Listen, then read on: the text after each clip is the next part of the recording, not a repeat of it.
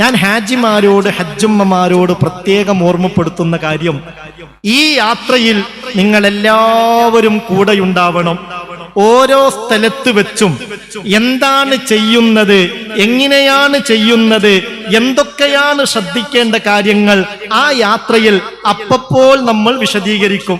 നമ്മുടെ ഹജ്ജ് ക്ലാസ് കഴിഞ്ഞാൽ 100% ഇനി ഞാൻ ഒറ്റക്കാണെങ്കിലും ഹജ്ജിന് പോയി ആ കർമ്മങ്ങളൊക്കെ ചെയ്ത് തിരിച്ചു വരും ഇൻഷാ അല്ലാഹ്.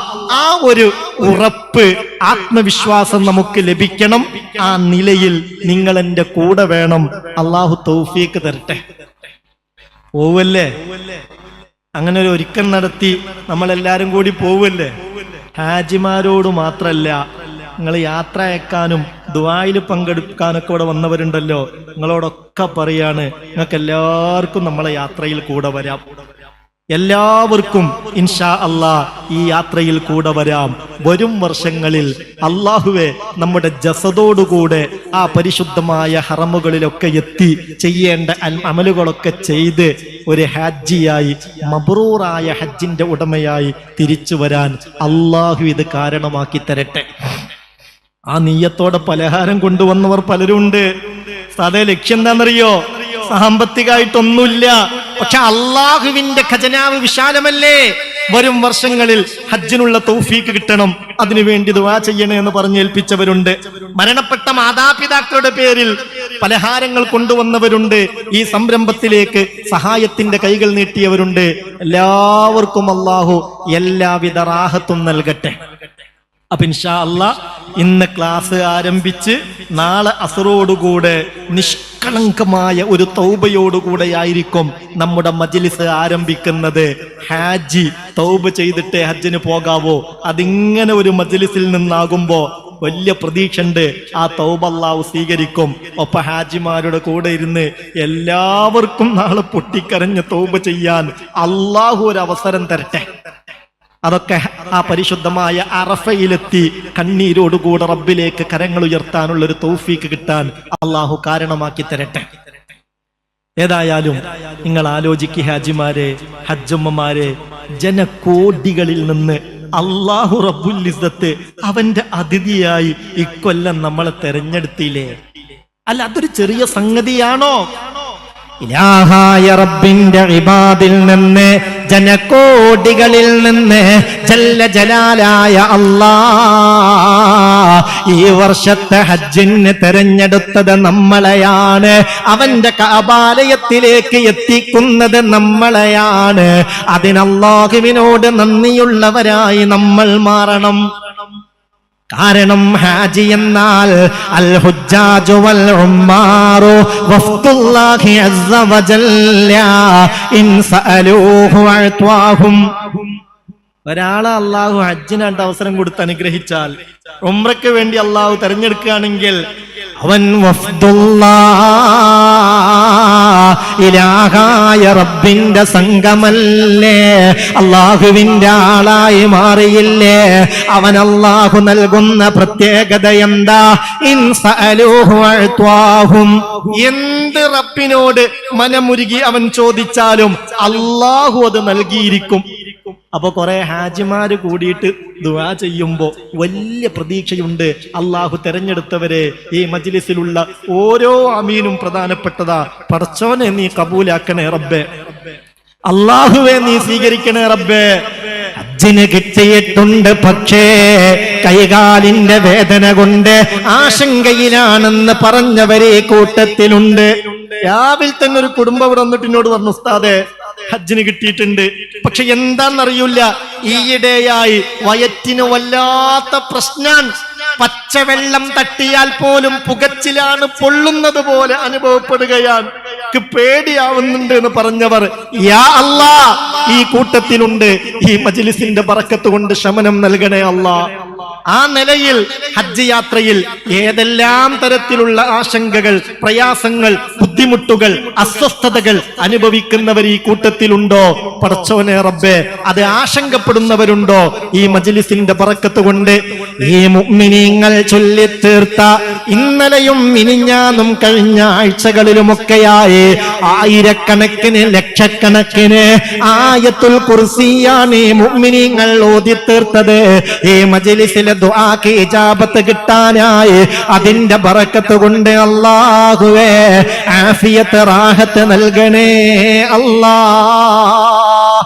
അല്ലാഹു കബൂലാക്കട്ടെ.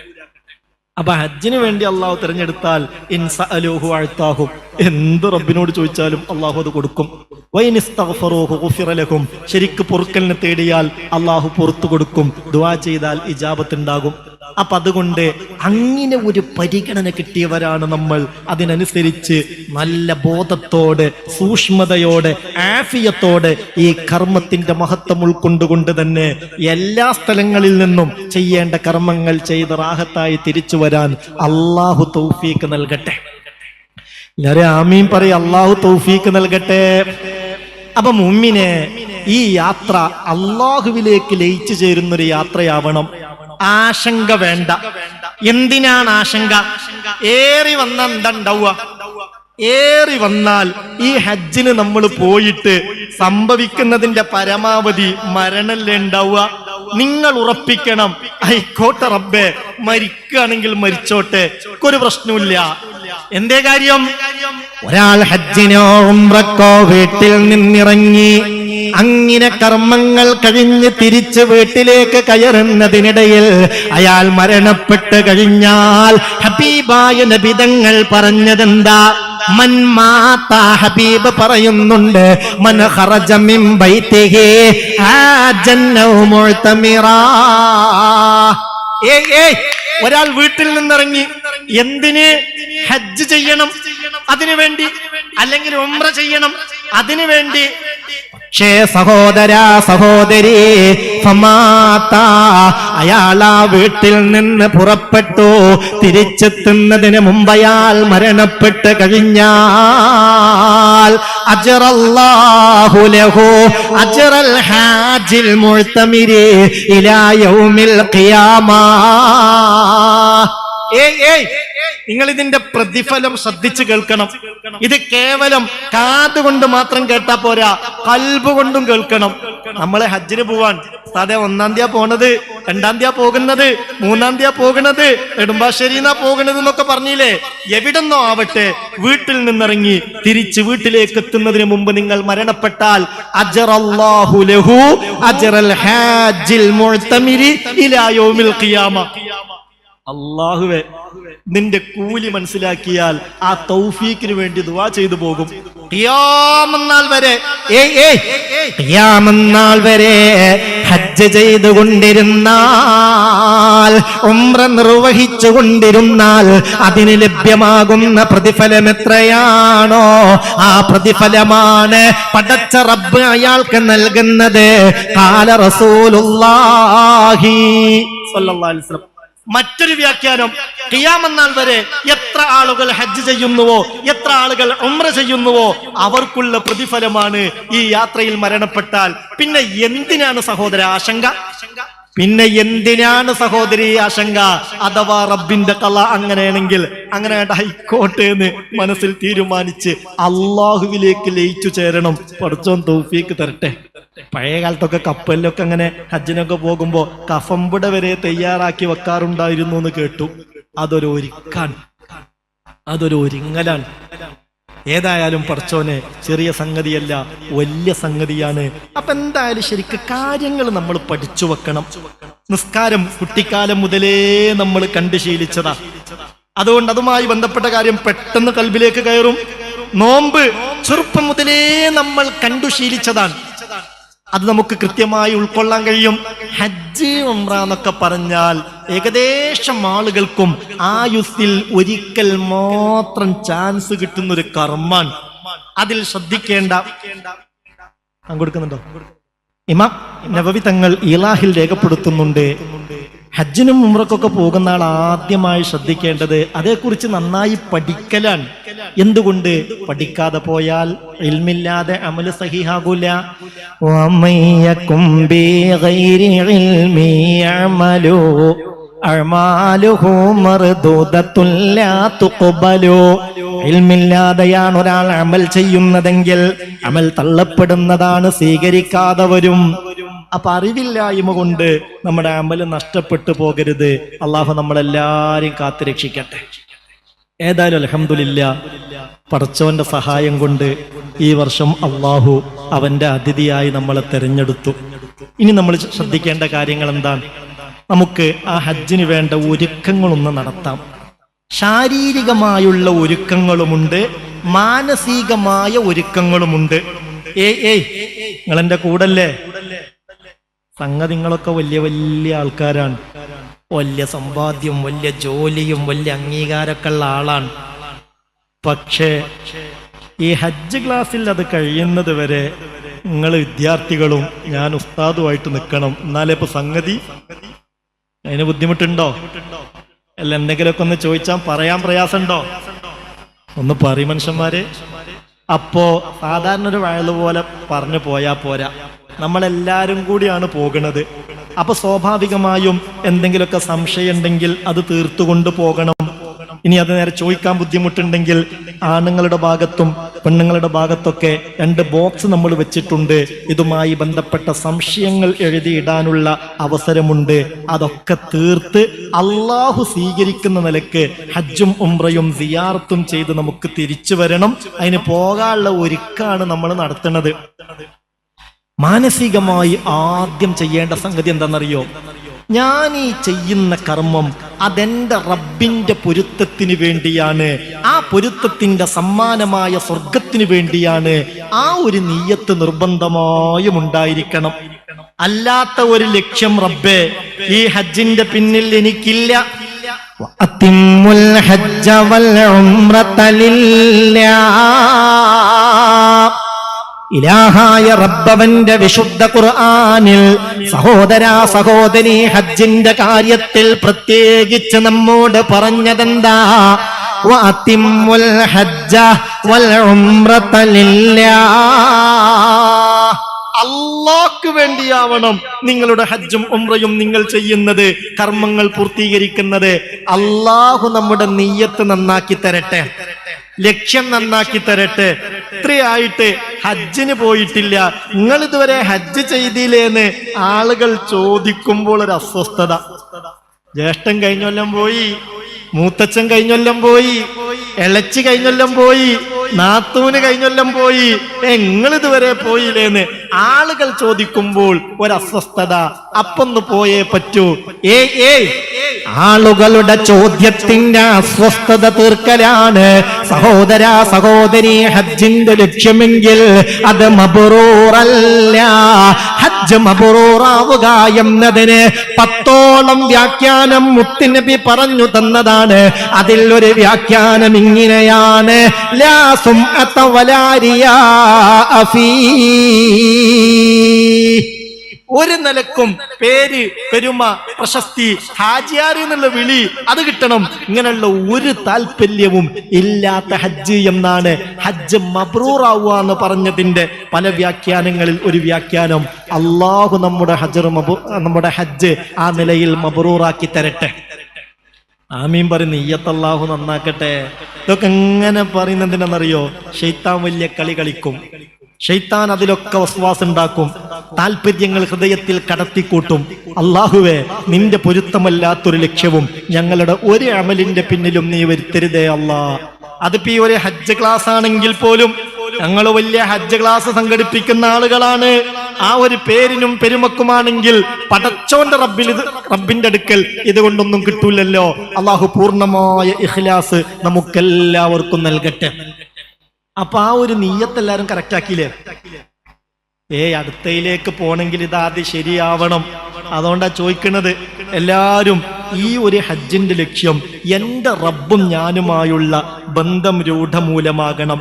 എന്റെ ഇസ്ലാമിയത്തിന്റെ 5 റുക്കുനുകളിൽ 5ാമത്തെ റുക്കിന് കഴിവുള്ളവരെ ഹജ്ജ് ചെയ്യലാണ്. അത് അള്ളാഹു എനിക്ക് നിർബന്ധാക്കിയതാണ്. ആ നിർബന്ധത്തിന്റെ പൂർത്തീകരണത്തിലൂടെ ഞാൻ അള്ളാന്റെ സ്വർഗത്തിന് അവകാശിയാകും. അത് കിട്ടണം. ഇത് മാത്രമാണ് റബ്ബേ എന്റെ ലക്ഷ്യം. എല്ലാരും നിയ്യത്ത് റെഡിയാക്കിയില്ലേ? ഒന്ന് പറയും മനുഷ്യന്മാരെ, റെഡിയായില്ലേ? മറ്റ് യാതൊരു ചിന്തകളോ താല്പര്യങ്ങളോ ആഗ്രഹങ്ങളോ വേണ്ട, അള്ളാഹു കബൂലാക്കട്ടെ. അപ്പൊ നീയത്തൊക്കെ നന്നാക്കി. ഇനി വേണ്ടൊരു കാര്യം, മാനസികമായ ഒരുക്കം, ആത്മീയമായ ഒരുക്കത്തിൽ ഈ ഹജ്ജിന്റെ കബൂലിയത്തിന് വേണ്ട പ്രധാനപ്പെട്ട ഒരു കാര്യം എന്താണെന്നറിയോ? അള്ളാന്റെ അതിഥിയല്ലേ നമ്മള്? അള്ളാഹു ജനകോടികളിൽ നിന്ന് അവന്റെ കഅബാലയത്തിലേക്ക് ഇത്തവണ നമ്മളെയല്ലേ തെരഞ്ഞെടുത്തത്? ആ അള്ളാഹുവിന്റെ അടുത്തേക്ക് അള്ളാഹ്ക്ക് ഇഷ്ടല്ലാത്ത വല്ല കാര്യവും ചെയ്തിട്ട് അതിന്റെ പേരിൽ ദോഷത്തിന്റെ വല്ല കറകളും കൽബിലുണ്ടെങ്കിൽ ഒരു കാരണവശാലും ദോഷത്തിന്റെ ആ കറയുമായി റബ്ബിന്റെ മുന്നിൽ ചെന്ന് നിൽക്കരുത്. അതുകൊണ്ട് നമുക്ക് എന്ത് വേണമെന്നറിയോ? എന്തെങ്കിലുമൊക്കെ അള്ളാഹ്ക്ക് പൊരുത്തല്ലാത്ത വാക്കുകളോ പ്രവർത്തനങ്ങളോ വിശ്വാസങ്ങളോ നമ്മളിൽ നിന്ന് സംഭവിച്ചെങ്കിൽ, അതുകൊണ്ടുണ്ടായ ദോഷത്തിന്റെ കറകൾ കൽബിലുണ്ടെങ്കിൽ അത് പൂർണ്ണമായും നീക്കണം. അതിന് നിഷ്കളങ്കമായൊരു തൗബ നമുക്ക് ചെയ്യാം. തൗബയുടെ എല്ലാ നിബന്ധനകളും പാലിച്ചുകൊണ്ട്, അതൊന്നും കൂടുതൽ വിശദീകരിക്കേണ്ടതില്ലല്ലോ. റമളാൻ കഴിഞ്ഞതല്ലേ ഉള്ളൂ. റമളാനിൽ നമ്മൾ ആയിരക്കണക്കിന് ആളുകൾ കൊണ്ടോട്ടിയിൽ സംഗമിച്ച് 28-ന് തൗബ ചെയ്തില്ലേ? ആയിരക്കണക്കിന് ആളുകൾ അന്ന് പൊട്ടി കരഞ്ഞില്ലേ? എന്നതുപോലെ അൽഹംദുലില്ലാ, നാളെ ഇവിടെ മജ്‌ലിസ് തീരാൻ നേരത്ത് നിഷ്കളങ്കമായൊരു തൗബ നമുക്ക് ചെയ്യണം. ഒറ്റയ്ക്ക് ചെയ്താൽ മതി. പക്ഷേ ഇത്രയും ഹാജിമാരൊരുമിച്ചുകൂടി, ഹജ്ജുമ്മമാരൊരുമിച്ചുകൂടി അള്ളാഹുവിന്റെ കഅബാലയം മനസ്സിൽ കണ്ട് ആ ഒരു നിലയിൽ മുന്നോട്ട് പോകുന്നവർ, അവരൊന്നിച്ച്, അവരുടെ കൂടെ മറ്റുള്ളവരും ഒന്നിച്ച് ഒന്ന് തൗബ ചെയ്യാനൊരു അവസരം കിട്ടുക എന്ന് പറഞ്ഞാൽ ആയുസ്സിലെ വലിയ തൗഫീഖ. അള്ളാഹു ആ തൗഫീഖ് നമുക്ക് തരട്ടെ. അപ്പൊ അതിന്റെ നിബന്ധനകളൊക്കെ പാലിച്ചുള്ള തൗബ. എന്താണ് നിബന്ധന? ഒന്ന്, ദോഷം ചെയ്തതിന്റെ പേരിൽ അതിയായ സങ്കടമുണ്ടാവണം. അതെത്രത്തോളം ഇമാം ഗസാലി തങ്ങൾ പറയുന്നുണ്ട്. ഏത് നിലക്കുള്ള വേദനയാണ് ഒരു തെറ്റ് ചെയ്തതിന്റെ പേരിൽ ഹൃദയത്തിൽ ഉണ്ടാവേണ്ടതെന്നറിയോ? പരമദരിദ്രനായ, ഒരുപാട് കടങ്ങളുള്ള, ഒരുപാട് ബാധ്യതകളുള്ള ഒരു കുടുംബനാഥന് അയാളുടെ കയ്യിൽ ഒരു മുത്ത് കിട്ടി. അയാളെ കയ്യിൽ ഒരു മുത്ത് കിട്ടി. സ്വന്തമായൊരു വീട് അയാൾക്കില്ല. അയാൾ പരമദരിദ്രനാണ്. അയാൾക്ക് ഒരുപാട് ബാധ്യതകളുണ്ട്. അയാളെ കുടുംബത്തിൽ പലരും രോഗികളുണ്ട്. കുടുങ്ങി ജീവിക്കുന്ന മനുഷ്യനാണ്. അയാളെ കയ്യിൽ ഒരു മുത്ത് കിട്ടി. അയാൾ ആ മുത്തുമായി നടക്കുമ്പോൾ ആരോ വന്ന് ചോദിച്ചു, ആ മുത്ത് എനിക്ക് തരുമോ എന്ന് ചോദിച്ചു. ആയിക്കോട്ടെ, മുത്ത് നിങ്ങൾക്ക് തരാം. എനിക്ക് ഈ മുത്ത് കൊണ്ട് എന്ത് കിട്ടാനാ, എന്ത് കാര്യം? 100 രൂപ തരാം, 100 ദിർഹം ഞാൻ നിനക്ക് തരാം. ആ മുത്തെനിക്ക് തന്നേക്കൂന്ന് പറഞ്ഞു. 100 ദിർഹം കൊടുത്ത് മുത്ത് വാങ്ങി. അയാൾ മുത്തുമായി പോയി. പിന്നൊരാള് വന്നിട്ട് പറയാണല്ല, മുത്തവിടെ? നിങ്ങളെ കയ്യിൽ ഞാൻ കൊണ്ടു തന്ന മുത്തവിടെ? അത് ഞാനൊരു 100 റുപ്യ എത്തിയപ്പോ ഒരാൾക്ക് കൊടുത്തു. യാ സുബ്ഹാൻ, യാ സലാം, എന്ത് വിവരക്കേടാണ് മനുഷ്യ നിങ്ങൾ ചെയ്തത്? മാർക്കറ്റിൽ കോടികൾ വില വരുന്ന ആ മുത്ത് 100 രൂപക്ക് നിങ്ങൾ കൊടുത്തു എന്നോ, 100 ദിർഹമിന് നിങ്ങൾ കൊടുത്തു എന്നോ? നിങ്ങളെക്കാൾ വലിയ വിഡ്ഢി ആരാണുള്ളത്? പരമദരിദ്രനായ, ഒരുപാട് കടങ്ങളുള്ള, രോഗം കൊണ്ട് വലയുന്ന, സ്വന്തമായൊരു വീടില്ലാത്ത ഈ മനുഷ്യൻ എന്ത് പണിയാ നിങ്ങൾ ചെയ്തിരിക്കുന്നത്? നിങ്ങൾ ആ കോടികൾ വില വരുന്ന മുത്ത് 100 രൂപക്ക് കൊടുത്തു എന്നോ? അപ്പൊ അയാൾക്ക് സങ്കടായി. അയാൾ ആർക്കാണോ മുത്ത് കൊടുത്തത് അയാളെ തെരഞ്ഞു നടന്നു. ഒരു വിവരമില്ല. അപ്പോഴേ ആ കോടികൾ വില വരുന്ന മുത്ത് 100 രൂപക്ക് കൊടുത്ത് ആ മനുഷ്യൻ ഇതറിയുമ്പോൾ അയാളെ മനസ്സിലുണ്ടാകുന്നൊരു വേദന ഉണ്ടല്ലോ. എന്ത് പൊട്ടനാ ഞാൻ, എന്ത് വിവരദോഷിയാ ഞാൻ, എത്ര വലിയ മണ്ടത്തരാ റബ്ബേ ഞാൻ ചെയ്തത്. അല്ലാഹുവേ, ആ ഒരു വിവരക്കേട് ചെയ്തതിന്റെ പേരിൽ എത്രത്തോളം അയാൾ സങ്കടപ്പെടുമോ, വേദനിക്കുമോ, അതിനേക്കാൾ സങ്കടം ഈ ചെയ്ത തെറ്റിന്റെ പേരിൽ ഉണ്ടാവണം. ഇനി ഒരു മുത്ത് കിട്ടിയാൽ പടച്ചോനെ അന്വേഷിക്കാതെ ഞാൻ കൊടുക്കൂല എന്ന് അയാൾ ദൃഢനിശ്ചയം ചെയ്യുന്നത് പോലെ ഇനി ഒരിക്കലും ഇങ്ങനെ ഒരു തെറ്റിലേക്ക് ഞാൻ പോകൂല എന്ന് ദൃഢനിശ്ചയം ചെയ്യുകയും വേണം. ആ തൗബ ചെയ്യുന്ന സമയത്ത് പൂർണ്ണമായും തെറ്റിൽ നിന്ന് മാറി നിൽക്കുകയും വേണം. അങ്ങനെയൊക്കെ നിഷ്കളങ്കമായൊരു തൗബ നാളെ ഇവിടെ വെച്ച് ചെയ്യാൻ അള്ളാഹു നമുക്ക് തൗഫീക്ക് തരട്ടെ. അള്ളാഹു ഭാഗ്യം തരട്ടെ. അതിന് ഇന്ന് നിങ്ങൾ ചെയ്യേണ്ട സംഗതി എന്താണെന്നറിയോ? ഇന്നിപ്പം 4-4:30 മണിയോടുകൂടി ഇൻഷാ അല്ലാഹ് ഹജ്ജ് ക്ലാസ് കഴിയും. ഇന്ന് നിങ്ങൾ ചെയ്യേണ്ട കാര്യം, മനുഷ്യരുമായി ബന്ധപ്പെട്ട എന്തെങ്കിലും ഹക്കുകൾ ബാക്കിയുണ്ടെങ്കിൽ അത് തീർക്കണം. അതിന് കാത്തിക്കണ്ട, ഇനിയും പോവാ സമയമുണ്ടല്ലോ എന്ന് പറഞ്ഞ് കാത്തിരിക്കേണ്ട. എങ്ങാനും അതിന്റെ മുമ്പ് നമ്മൾ മരിച്ചാൽ പൂർണ്ണമായും നേരത്തെ പറഞ്ഞ പ്രതിഫലം കിട്ടണമെങ്കിൽ ഇത് നിബന്ധനയാണ്. അതുകൊണ്ട് ഇന്ന് ക്ലാസ് കഴിഞ്ഞാൽ ഫോൺ എടുത്തിട്ട് വിളിക്കാൻ പറ്റുന്നവർക്കൊക്കെ ഒന്ന് വിളിക്കുക. ആർക്ക്? ആരെയെങ്കിലും വേദനിപ്പിച്ചിട്ടുണ്ടെങ്കിൽ അവരെ വിളിക്കുക. നമ്മുടെ വാക്കുകൊണ്ടോ പ്രവൃത്തി കൊണ്ടോ ആർക്കെങ്കിലും നമ്മളോട് വെറുപ്പോ ദേഷ്യമോ ഉണ്ടായി അങ്ങനെ തമ്മിൽ പിണങ്ങി നടക്കുന്നുവെങ്കിൽ ആ പിണക്കം തീർക്കണം. അത് നിർബന്ധാണ്. നിങ്ങൾ ചിന്തിക്കണം, ഒരു ഹജ്ജിന് മാത്രല്ല നമ്മൾ ഈ പോകുന്നത്. ഒരു ഹജ്ജ് മാത്രമൊന്നുമല്ല, ഒരു ഖത്മ് തീർത്താൽ 1,00,000 ഖത്മ് തീർത്ത കൂലിയുള്ള ഹറമിലേക്കാ പോകുന്നത്. അവിടെ വെച്ച് എനിക്കൊരു ഖത്മ് തീർക്കണമെന്ന നിയ്യത്തോടെ പോകണം. ഒരു സുബ്ഹാനല്ലാഹ് ചൊല്ലിയാൽ 1,00,000 സുബ്ഹാനല്ലാഹ് ചൊല്ലിയ കൂലി കിട്ടുന്ന ഹറമിലേക്കാ പോകുന്നത്. ആവുന്നത്ര തസ്ബീഹും തക്ബീറും തഹ്ലീലും തഹ്മീദും വർദ്ധിപ്പിക്കണം.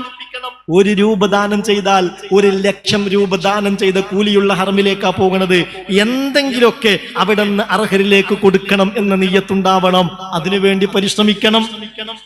അതോടൊപ്പം 1 റകഅത്ത് നിസ്കരിച്ചാൽ 1,00,000 റകഅത്ത് നിസ്കരിച്ച കൂലിയാണ്. ഫർളും സുന്നത്തും പരമാവധി ശ്രദ്ധയോടെ ചെയ്യണം. അപ്പൊ ഇതൊക്കെ അല്ലാഹു സ്വീകരിക്കണ്ടേ? ആ സ്വീകാര്യതക്ക് അനിവാര്യമാണ് ഒരാളോടും പിണക്കമില്ലാത്തൊരു മനസ്സ് നമുക്ക് വേണം. അപ്പൊ നമ്മൾ പോകുന്നതിന് മുമ്പ് തന്നെ ആ മനസ്സ് നമുക്ക് ഉണ്ടാക്കിയെടുക്കാം. ആരോടെങ്കിലൊക്കെ പിണക്കണ്ടെങ്കിൽ ഇളച്ചിയായിട്ടോ മുത്തച്ഛിയായിട്ടോ മരുവനുമായിട്ടോ മരുമകളുമായിട്ടോ അയൽവാസികളുമായിട്ടോ കുടുംബത്തിൽപ്പെട്ടവർ കൂടെ ജോലി ചെയ്യുന്നവർ ആരോ ആവട്ടെ, പിണക്കമോ വൈരാഗ്യമോ ദേഷ്യമോ പകയോ ഹൃദയത്തിലുണ്ടെങ്കിൽ എല്ലാം പറഞ്ഞ് പൊരുത്തപ്പെടിക്കണം. അതിന് ബുദ്ധിമുട്ടുണ്ടോ? അല്ല, അതിന് ബുദ്ധിമുട്ടുണ്ടോ? ഉഷാറ് പോരല്ലോ. ഒന്ന് എഴുന്നേറ്റ് 3 സ്വലാത്ത് ചൊല്ലി അള്ളാഹു എല്ലാ റാഹത്തും നമുക്ക് തരട്ടെ. സല്ലല്ലാഹു അലാ മുഹമ്മദ്, സല്ലല്ലാഹു അലാ മുഹമ്മദ്, അല്ലാഹുമ്മ സല്ലി അലാ മുഹമ്മദ്. അള്ളാഹു ഈ സലാത്തിന്റെ ബറക്കത്ത് കൊണ്ട് നല്ല ഉണർവ് നമുക്ക് നൽകട്ടെ. അള്ളാഹു ഈ സലാത്തിന്റെ ബറക്കത്ത് കൊണ്ട് റസൂലുള്ളാന്റെ ചാരത്ത് ചെന്ന് നിന്നിട്ട് മുത്തുനബി മടക്കുന്ന നിലക്ക് നിബന്ധനയൊപ്പിച്ച് സലാം പറയാൻ നമുക്ക് റബ്ബ് തൗഫീക്ക് തരട്ടെ. ആ റസൂലിന്റെ ജന്മനാട്ടിൽ ചെന്ന് റസൂലുള്ളാഹിക്ക് ഇഷ്ടമുള്ള നിലയിൽ ഹജ്ജും ഉംറയും നിസ്കാരവും നോമ്പും അനുബന്ധ കർമ്മങ്ങളൊക്കെ ചെയ്യാൻ അള്ളാഹു തൗഫീക്ക് തരട്ടെ ഇൻഷാ അല്ലാഹ്. അപ്പൊ റാഹത്തായിട്ടിരിക്കേ. അപ്പൊ എന്തേ പറഞ്ഞത്? നമ്മൾ ആരോടെങ്കിലൊക്കെ വൈരാഗ്യം ഉണ്ടെങ്കിലൊക്കെ പറഞ്ഞ് പൊരുത്തപ്പെടിക്കണം. ഹജ്ജ് നിസ്കാരം ഒരു അമലും തമ്മിൽ തെറ്റി നടക്കുന്നവരുടേത് സ്വീകരിക്കില്ലല്ലോ. റസൂലുള്ളാഹി ഹദീസിൽ പറയുന്നുണ്ട്, സലാസത്തുൻ 3 വിഭാഗം ആളുകളുണ്ട്. ലാ തുർഫഉ ലഹും സ്വലാത്തുഹും ഫൗക റൂസിഹിം ശിബ്റാ. ആ 3 വിഭാഗത്തിന്റെ നിസ്കാരം തലക്ക് മീതെ ഒരു ചാൺ പോലും അല്ലാഹു ഉയർത്തുന്നതല്ല. എന്താ പറഞ്ഞത്? 3 വിഭാഗം ആളുകൾ. അവരെങ്ങനെ വുളൂഉം കുളിയും അനുബന്ധ കാര്യങ്ങളും നിസ്കാരത്തിന്റെ നിയമങ്ങളും നിബന്ധനകളും ഒക്കെ ഒപ്പിച്ച് നിർവഹിച്ചാലും 3 വിഭാഗത്തിന്റെ നിസ്കാരം അല്ലാഹു സ്വീകരിക്കൂല. സഹാബികൾ പറഞ്ഞു, നബിയെ നിസ്കാരം സ്വീകരിക്കൂല എന്ന് പറഞ്ഞാൽ ചെറിയ സംഗതിയല്ല. ഒരു അമലിന്റെ പവർ കൊണ്ട് അള്ളാഹു സ്വീകരിക്കുകയാണെങ്കിൽ സ്വീകരിക്കേണ്ടത് നിസ്കാരാണ്. മറ്റേത് അമല് പോലെയുമല്ല. അത് മുത്തുനബിയെ അള്ളാന്റെ ഹളറത്തിലേക്ക് കൊണ്ടുപോയി നേരിട്ട് സമ്മാനിച്ചതല്ലേ. അത്ര പവർ ഒരു അമലിനുമില്ലല്ലോ. سريت من حرم ليلا إلى حرم كما سار البدر في داج من الظلم جل مولاي لم دائما أبدا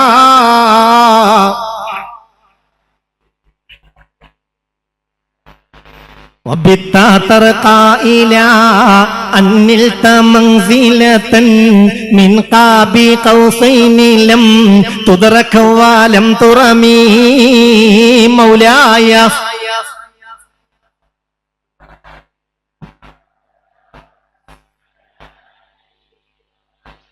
للخلق كلهم ഈ മൗലായൊക്കെ ഒരു മജ്ലിസിന് എത്ര വലിയ ഹൈറാന്ന് ഞങ്ങൾ വിചാരിച്ചത്. മൗലായ സല്ലി വസല്ലിം ദായിമൻ അബദാ എന്ന റസൂലുള്ളാഹിന്റെ മേലുള്ള വലിയ സ്വലാത്താ. സയ്യിനു മജാലിസകും ബിസ്സലാത്തി അലയ്യ, നിങ്ങൾ എന്റെ മേൽ സ്വലാത്ത് ചൊല്ലിക്കൊണ്ട് മജ്ലിസിന്റെ പ്രൗഢിയും അതിന്റെ ശോഭയും അതിന്റെ ഗാംഭീര്യത്തെയും അതിന്റെ കബൂലിയത്തിനെയും വർദ്ധിപ്പിക്കണേ എന്ന് മുഹമ്മദ് മുസ്തഫ സല്ലല്ലാഹു അലൈഹി വസല്ലം. പടച്ചോനെ, മുത്തുനബിയുടെ ഉമ്മത്തിൽപ്പെട്ടവർ ഈ ഒരുമിച്ച് കൂടിയത് എല്ലാ അർത്ഥത്തിലും നീ കബൂലാക്കണേ അല്ലാഹ്. അവന്റെ പറഞ്ഞത് 3 വിഭാഗം ആളുകളുടെ നിസ്കാരം പോലും അള്ളാഹു സ്വീകരിക്കൂല. നിസ്കാരം സ്വീകരിക്കൂല എന്ന് പറഞ്ഞാൽ ഒരു അമലും സ്വീകരിക്കൂല എന്നതിന്റെ അർത്ഥം. കാരണം മുത്തുനബിക്ക് നേരിട്ട് കൊടുത്ത ഏറ്റവും വലിയ പവറുള്ള അമലാണ് നിസ്കാരം. സഹാബികൾ ചോദിച്ചു, ആരാ നബിയെ കൂട്ടര്? അപ്പൊ പറഞ്ഞു, ഒന്ന് റജുലുൻ അമ്മ ഖൗമൻ വഹും ലഹു കാരിഹൂൻ. ഒരു ഇമാമ് മാമൂമിങ്ങൾക്ക് അയാളോട് വെറുപ്പാണ്, അയാൾ അതിന് യോഗ്യനല്ല, അതുകൊണ്ട് ഉത്തരവാദിത്വം നിറവേറ്റുന്നില്ല, അതുകൊണ്ട് അനുയായികളുടെ വെറുപ്പ് സമ്പാദിക്കുന്ന നേതാവ് വലിയ ആളായിട്ട് കാര്യമല്ല, അല്ലാഹു തആല നിസ്കാരം സ്വീകരിക്കൂല.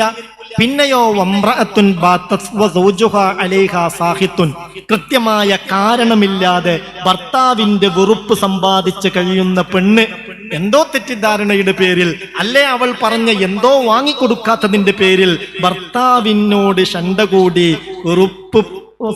ഭർത്താവിനോട് തർക്കിച്ച് ആ ഭർത്താവിന്റെ വെറുപ്പ് സമ്പാദിച്ച് നടക്കുന്ന പെണ്ണ് നമസ്കാരം സ്വീകരിക്കൂല. പിന്നെയോ വഅഖവാനി മുത്തസാരിമാൻ, തമ്മിൽ പിണങ്ങി നടക്കുന്നവർ അവരുടെ നിസ്കാരം അല്ലാഹു സ്വീകരിക്കൂല. ഇതിന്റെ വ്യാഖ്യാനത്തിൽ ഉലമാ പറയുന്നുണ്ട്, അവരുടെ നോമ്പ് സ്വീകരിക്കൂല, അവരുടെ ഹജ്ജ് സ്വീകരിക്കൂല, അവരുടെ ദാനധർമ്മങ്ങൾ സ്വീകരിക്കൂല, അവരുടെ ഒരു ഇബാദത്തും അല്ലാഹു കബൂലാക്കുകയില്ല. അപ്പൊ എന്ത് വേണം? ലക്ഷങ്ങൾ മുടക്കി ത്യാഗം സഹിച്ച് ഈ പ്രധാനപ്പെട്ട കർമ്മങ്ങൾക്കൊക്കെ പോകുന്ന നമ്മൾ ഹൃദയത്തിന്റെ പ്രശ്നത്തിന് പരിഹാരം ഉണ്ടാക്കണം, പിണക്കങ്ങൾ തീർക്കണം, പ്രതികാര ബുദ്ധി കൽബിൽ വേണ്ട, ഒരാളോടും ദേഷ്യം വേണ്ട. അള്ളാഹു ആ നിലയിൽ നമ്മുടെ ഹൃദയത്തെ ശുദ്ധിയാക്കി തരട്ടെ. അപ്പൊ ഇന്ന് ക്ലാസ് കഴിഞ്ഞ് നാളെ ക്ലാസ് തുടങ്ങുന്നതിന് മുമ്പ് അങ്ങനെയൊക്കെ ആരോടെങ്കിലൊക്കെ ഒരു വെറുപ്പോ ദേഷ്യമോ പിണക്കോ ഉണ്ടെങ്കിൽ അത് തീർക്കണം. സാമ്പത്തികമായി വല്ലതും ആർക്കെങ്കിലും കൊടുക്കാനുണ്ടെങ്കിൽ അവധി എത്തിക്കഴിഞ്ഞതാണെങ്കിൽ അത് കൊടുത്തിരിക്കണം. അല്ലെങ്കിൽ കൊടുക്കാൻ ഉത്തരവാദപ്പെട്ടവരെ ചുമതലപ്പെടുത്തിയിട്ട്, ഇതാ നിനക്ക് ഞാൻ തരാനുള്ള ഇന്നാലിന്ന ക്യാഷ് ഇന്ന ഡേറ്റിൽ ഇയാൾ തരും, ഞാൻ അദ്ദേഹത്തെ ഏൽപ്പിച്ചിട്ടുണ്ട് എന്ന് പറഞ്ഞ് ഏൽപ്പിക്കണം. ഇയാൾ ഹജ്ജിന് പോവാൻ ഇയാളിങ്ങനെ മാസാമാസം ഒരു കുറിയിൽ കൂടിയിട്ട് 5000 അല്ലെ 10000 വീതം കൊടുക്കുന്നുണ്ട്. അത് എല്ലാ മാസവും 10-ാം തീയതി കൊടുക്കണമെന്നാണ് തീരുമാനം. അങ്ങനെ അടുത്ത മാസം ഹജ്ജിന് പോകുന്നത് കൊണ്ട് 10-ാം തീയതി കൊടുക്കാൻ കഴിയൂലെങ്കിൽ അതൊരു ബാധ്യതയാണ്. ഉത്തരവാദപ്പെട്ടവരെ പറഞ്ഞ് ഏൽപ്പിക്കണം, 10-ാം തീയതി എന്റെ കുറിയിലേക്ക് ഇന്നാലിന്നാൾക്ക് 10000 വീതം കൊടുക്കാനുണ്ട്, അത് നീ കൊടുക്കണം എന്ന് പറഞ്ഞ് ഏൽപ്പിക്കണം. ഇയാളുടെ ഒരു വസ്തു പണയപ്പെടുത്തിയിരുന്നു. ഹറാമായ പണയല്ലോ, ഹലാലായും പണയം വെക്കാലോ. എനിക്കിപ്പോ എന്റെ കയ്യിൽ ഒരു 5 പവൻ സ്വർണ്ണം ഉണ്ടെങ്കിൽ അതൊരാളെ കയ്യിൽ ഏൽപ്പിച്ച് അയാളോട് 5 ലക്ഷം റുപ്യ വാങ്ങാം, കുഴപ്പമൊന്നുമില്ല. എന്നാണോ ഞാൻ ആ പണം തിരിച്ചു തരുന്നത്, അന്നാ 5 പവനിങ് തന്നാ മതി എന്ന് പറഞ്ഞു. ഇതിന് പണയം വെക്കാന്ന് പറയും, ശറയിൽ തെറ്റില്ല. പലിശയുണ്ടാകുമ്പോഴാണ് പണയം തെറ്റാകുന്നത്. അപ്പൊ ഈ പണം എങ്ങനെ മാസാമാസം അടച്ചു തീർക്കുന്ന ഒരു രീതിയിലാണുള്ളതെങ്കിൽ അത് ഉത്തരവാദപ്പെട്ടവരെ ഏൽപ്പിക്കണം.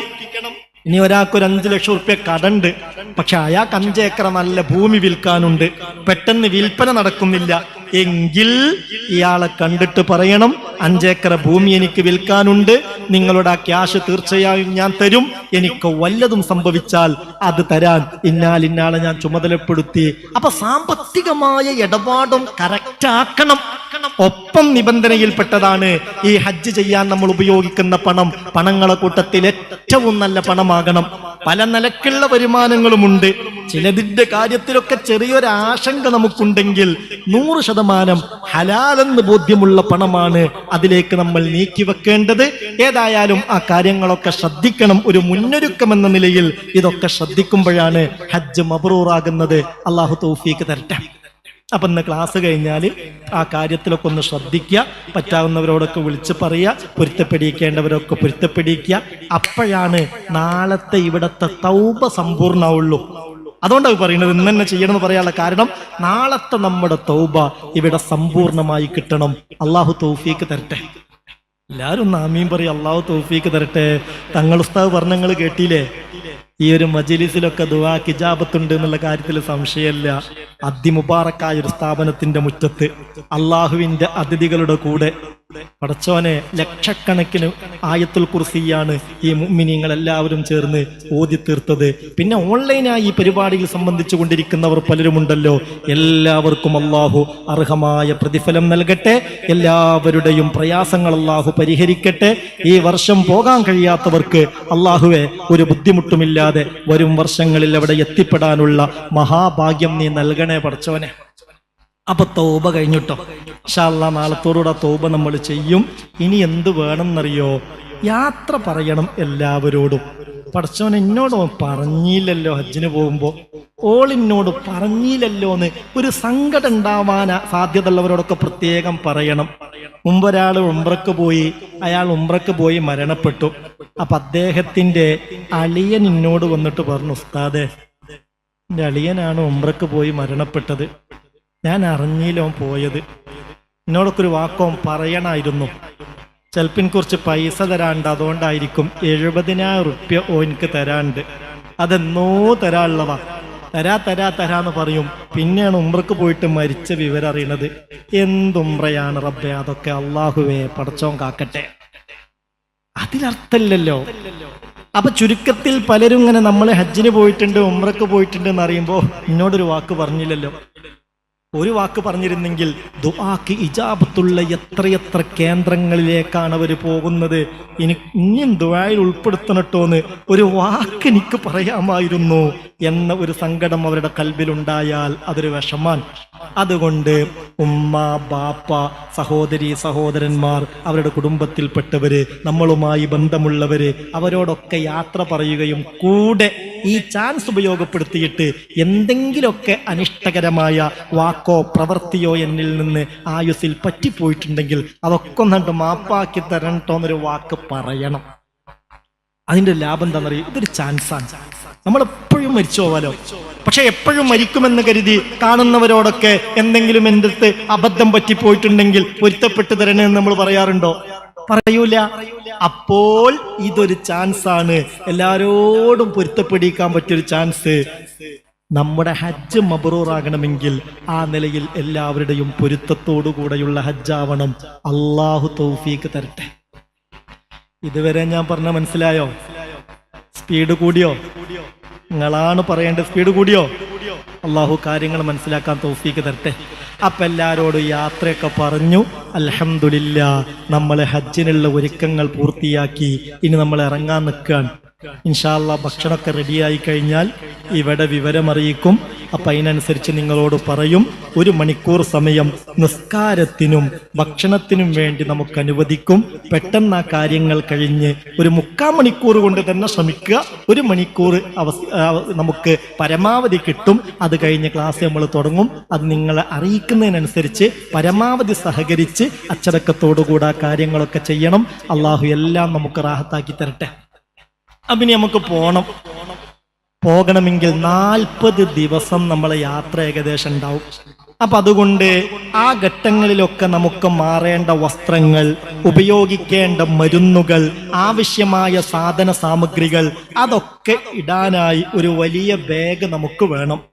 ആ വലിയ ബാഗിൽ നമുക്കൊരു 3-4 ജോഡി വസ്ത്രം അതിൽ മാറ്റാൻ ആവശ്യമായി വരുമല്ലോ, അത് കരുതണം. അതോടൊപ്പം നമുക്ക് ബ്രഷ്, പേസ്റ്റ്, അനുബന്ധമായ വിഷയങ്ങൾ, കത്രിക, ഷേവ് സെറ്റ്, അങ്ങനെയുള്ള കാര്യങ്ങൾ, തസ്ബീഹ് മാല, മുസ്ഹഫ്, കള്ളിമുണ്ട് എന്നറിയില്ലേ, കൈലി, അടിവസ്ത്രങ്ങൾ, അങ്ങനെ നമ്മുടെ മൊബൈൽ, അനുബന്ധമായി ചാർജർ, പറ്റുമെങ്കിൽ പവർ ബാങ്ക്, ഇങ്ങനെയുള്ള അതിപ്രധാനപ്പെട്ട ആവശ്യമാകുന്ന വസ്തുക്കളൊക്കെ നമ്മൾ കരുതി വെക്കണം. ഒപ്പം ചെറിയ ഒരു ബാഗ്. ആ ചെറിയ ബാഗിൽ വേണ്ടത് യാത്ര ചിലപ്പോൾ 1-2 ദിവസം നമ്മൾ വീട്ടിൽ നിന്ന് ഇറങ്ങിയാൽ അവിടെ എത്തുന്നതിന് മുമ്പ് യാത്രയിലായിരിക്കും. ഈ യാത്രയിൽ നമുക്ക് ഉപയോഗിക്കേണ്ട മരുന്നുകൾ, അത്യാവശ്യമുള്ള തോർത്ത്, അനുബന്ധ വിഷയങ്ങൾ, ഇതൊക്കെ നമ്മൾ കരുതേണ്ടത് ഈ ചെറിയ ബാഗിലാണ്. മിക്കവാറും വീട്ടിൽ നിന്ന് ഇറങ്ങിയാൽ ചിലപ്പോ ഗ്രൂപ്പിൽ പോകുന്ന ഹാജിമാര് എയർപോർട്ടിൽ നിന്നായിരിക്കും ഇഹ്റാം ചെയ്യുക. അതേപ്രകാരം ഗവൺമെന്റ് പോകുന്ന ഹാജിമാര് ഹജ്ജ് ഹൗസിൽ നിന്നായിരിക്കും ഇഹ്റാം ചെയ്യുക. അപ്പൊ ആണുങ്ങൾക്ക് ഇഹ്റാമിന്റെ വസ്ത്രം ആ ബാഗിൽ നിന്ന് എടുക്കാൻ ഏറ്റവും സൗകര്യം അത് ചെറിയ ബാഗിൽ വെക്കലാണ്. ആ കാര്യമൊക്കെ പ്രത്യേകം ശ്രദ്ധിക്കണം. അങ്ങനെ ആവശ്യമായ ഒരുക്കങ്ങളൊക്കെ പൂർത്തിയാക്കി ബാഗ് കെട്ടുകയാണ്. കെട്ടല്ലേ? നിങ്ങൾക്ക് യാത്രയോട് താല്പര്യമില്ലാത്ത പോലെ ഒന്ന് ഒരുങ്ങല്ലേ, ഇറങ്ങല്ലേ? എന്തൊരാഗ്രഹം ഉണ്ടാകണം. പഠിച്ചോനെ കഅബ കാണാൻ പോവല്ലേ, മനസ്സിങ്ങനെ വെമ്പണ്ടേ, കൊതി തോന്നണ്ടേ? അള്ളാഹു നിറഞ്ഞ കണ്ണുകളോടെ കഅബയെ കാണാനും പൊട്ടിക്കരഞ്ഞ ആവശ്യമുള്ളതൊക്കെ ആ സമയത്ത് ദുആ ചെയ്യാനുമുള്ളൊരു തൗഫീക്ക് നമുക്ക് തരട്ടെ. കാരണം ആ സമയത്ത് ദുആക്ക് ഭയങ്കര ജാബത്ത, നിരാശരാകേണ്ടി വരില്ല.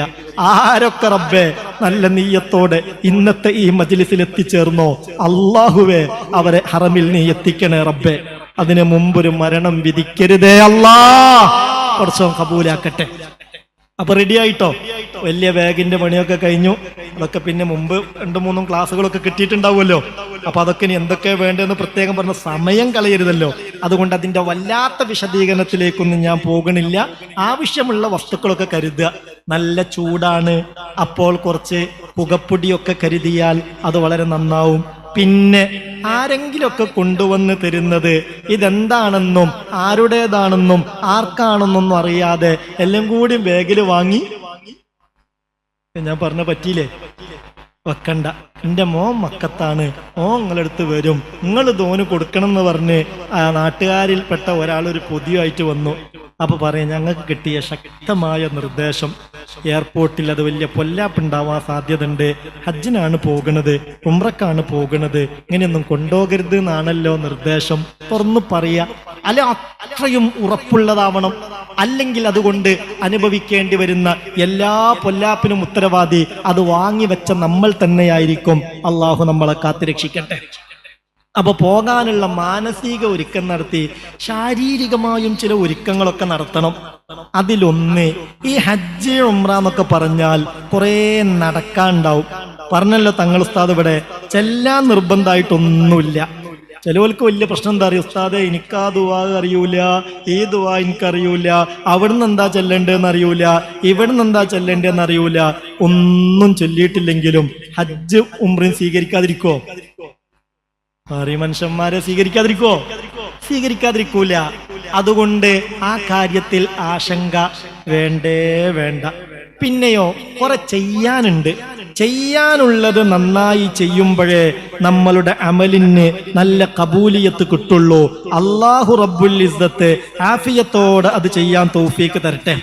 അപ്പൊ ചെയ്യാനുള്ളത് ഒന്ന് കുറെ നടത്തം തന്നെയാണ്. നല്ലോണം നടക്കാനുണ്ടാകും. നമ്മൾ ഈ സഅയ് ചെയ്യുമ്പോൾ സഫയിൽ നിന്ന് മർവയിലേക്ക് നടക്കാനുള്ളത് 375 മീറ്ററാണ്. അപ്പോൾ 2.5-3 കിലോമീറ്റർ സഅയിന് മാത്രം നടക്കാനുണ്ട്. അതേപ്രകാരം തവാഫിന്റെ ചുറ്റ് അതും ഒരുപാട് നടക്കാനുണ്ട്. ഇഹ്റാമിന് വേണ്ടി ഇനി നമ്മൾ ഹറമിൽ നിന്ന് ഉംറയുടെ ഇഹ്റാമിന് വേണ്ടി തൻഈമിലേക്കോ ജഅറാനയിലേക്കോ പോവുകയാണെങ്കിൽ അവിടെയും കുറെ നടത്തം നമുക്ക് വരും. പിന്നെ മക്കയിൽ നിന്ന് മിനയിലേക്ക് 6 കിലോമീറ്റർ നടക്കാനുണ്ട്. അവിടുന്ന് അറഫയിലേക്ക് 15 കിലോമീറ്ററുകളോളം നടക്കാനുണ്ട്. അവിടുന്ന് മുസ്ദലിഫയിലേക്ക് 5 കിലോമീറ്റർ നടക്കാനുണ്ട്. അവിടുന്ന് വീണ്ടും മിനയിലേക്ക് 5 കിലോമീറ്റർ നടക്കാനുണ്ട്. പലരും വാഹനത്തിൽ പോകും. പക്ഷെ പലപ്പോഴും വാഹനത്തിൽ പോകുന്നവരെക്കാൾ നേരത്തെ എത്തുന്നത് നടന്നു പോകുന്നവരാവും. അപ്പൊ ആഫിയത്തുള്ളവർക്ക്, ആരോഗ്യമുള്ളവർക്ക്, നടക്കാൻ കഴിയുന്നവർക്ക് എപ്പോഴും നടത്താണ് നല്ലത്. ആ സമയത്തൊക്കെ തൽബിയത്ത് ഇങ്ങനെ ചെല്ലുമ്പോൾ ഇതൊക്കെ നമുക്ക് നാളെ മഹ്ശറിൽ സാക്ഷി പറയുകയും ചെയ്യും. അപ്പൊ അതുകൊണ്ട് ഞാൻ പറയുന്ന കാര്യം, തീരെ നടന്ന് ശീലമില്ലാത്ത ആളുകൾ അവര് കുറച്ചൊക്കെ ഒന്ന് നടക്കാൻ ശ്രമിക്കണം. അത് ശാരീരികമായൊരു ഒരുക്കാൻ. മനസ്സിലാവുന്നുണ്ടോ? കുറച്ചോനെ ചില കണ്ണുകൾ അടഞ്ഞു വരുന്നുണ്ടോ? ഇല്ലല്ലോ, നല്ല ഉണർവ് തന്നെയല്ലേ? അതായത് ഒരു 2 കിലോമീറ്റർ 3 കിലോമീറ്റർ 4 കിലോമീറ്റർ 5 കിലോമീറ്റർ ഇങ്ങനെയൊക്കെ ഒന്നായിട്ട് നടക്കാൻ ശ്രമിക്കുക. ഇനി നാളെ തന്നെ പോയി ഇതുവരെ നടക്കാത്തവർ 10 കിലോമീറ്റർ നടക്കാൻ നിൽക്കണ്ട, മനസ്സിലായോ? പിന്നെ പിറ്റേന്ന് ഹോസ്പിറ്റലിൽ പോയി കെട്ടേണ്ടി വരും. അപ്പൊ അതുകൊണ്ട് കുറേശ്ശെ നമ്മൾ പോകുമ്പോഴത്തേക്ക് ഒരു മെയ് വഴക്കം നമ്മളെ ശരീരത്തിനുണ്ടാക്കണം. നടത്തെന്ന് പറഞ്ഞാൽ മൻ തറക്കൽ മഷിയാ തറക്കത്തുഹുൽ ആഫിയാ. നടത്തം ഒരാൾ പറ്റ ഒഴിവാക്കിയാൽ ആരോഗ്യം ആഫിയത്ത് അവനെ ഒഴിവാക്കുമെന്ന് മഹാന്മാരായ ഉലമാവ് പറഞ്ഞിട്ടുണ്ട്. അതുകൊണ്ട് നല്ലോണക്കൊന്ന് നടന്ന് നമ്മളെ ശാരീരികമായ ഒരു എനർജി ഉണ്ടാക്കണം. പിന്നെ ശ്രദ്ധിക്കേണ്ട ഒരു കാര്യം, പോകുന്നതിന് മുമ്പ് വിദഗ്ധനായ ഒരു ഡോക്ടറെ കണ്ട് നമ്മൾ നിരന്തരമായി മരുന്ന് കുടിക്കുന്നുണ്ടെങ്കിൽ അതേക്കുറിച്ച് പറയണം. എന്തിനാണ് മരുന്ന് കുടിക്കുന്നതെന്ന് പറയണം.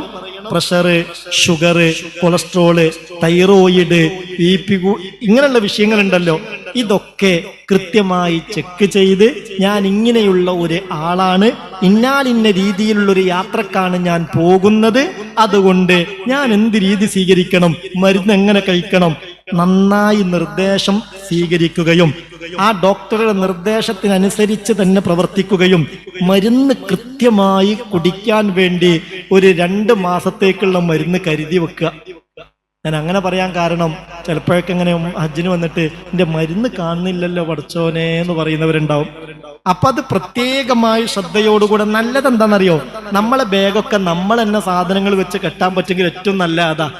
ബാപ്പ ഹജ്ജിന് പോകുന്നുണ്ട്, ബാപ്പാക്ക് ആ പെട്ടിയിലുള്ളത് എന്താന്ന് പോലും അറിയൂല, അതൊക്കെ എടുത്തച്ചാളാ ഞാൻ ഇന്ന സാധനങ്ങളൊക്കെ വേണമെന്ന് പറഞ്ഞിട്ടുണ്ട്. പിന്നെ അവിടെ ചെന്നിട്ട് തെരയുമ്പോൾ അത് കാണൂല. പിന്നെ അതിന് വീട്ടിലുള്ള പെണ്ണുങ്ങളോട് മക്കളോട് അവിടുന്ന് ദേഷ്യം പിടിക്കുക. നമ്മളുടെ ബാഗിൽ എന്ത് എവിടെയാണ് ഉള്ളത് എന്ന ഒരു ബോധം നമുക്കുണ്ടായാൽ യാത്രയിൽ കുറെ കാര്യങ്ങൾ എളുപ്പമായി കിട്ടും. അപ്പൊ ചുരുക്കത്തിൽ മരുന്നിന്റെ കാര്യത്തിൽ അശ്രദ്ധയുണ്ടാകരുത്. നമ്മുടെ ഫാമിലി ഡോക്ടർ അല്ലെ സ്ഥിരം നമ്മൾ കാണിക്കുന്ന ഡോക്ടർ ഉണ്ടല്ലോ, വിദഗ്ധരായ ഡോക്ടറെ കാണിച്ച് ആവശ്യമായ നിർദ്ദേശങ്ങളൊക്കെ സ്വീകരിക്കണം. മരുന്ന് കൃത്യമായി കഴിക്കുകയും വേണം. ചില ആളുകൾക്കൊരു വിചാരമുണ്ട്, ഹറമിലേക്കല്ലേ പോണത്, അവിടെ ഇഷ്ടം പോലെ സംസമുണ്ടല്ലോ, ഇനി ഞാൻ ഒരു മരുന്നും കുടിക്കൂല, ഒക്കെ അള്ളാഹു നോക്കിക്കോളും. അങ്ങനെ പറയലല്ല തവക്കുൽ.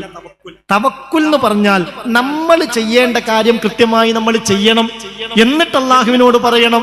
നല്ല തിരക്കുള്ളൊരു റോഡാണ്, നമ്മൾ അവിടെ ചെന്ന് വലതുഭാഗത്തേക്ക് നോക്കിയില്ല ഇടതുഭാഗത്തേക്ക് നോക്കിയില്ല, ഒരൊറ്റ കേരളാണ്ട് കയറി ഒരു വാഹനം വന്ന് ഇടിച്ചു.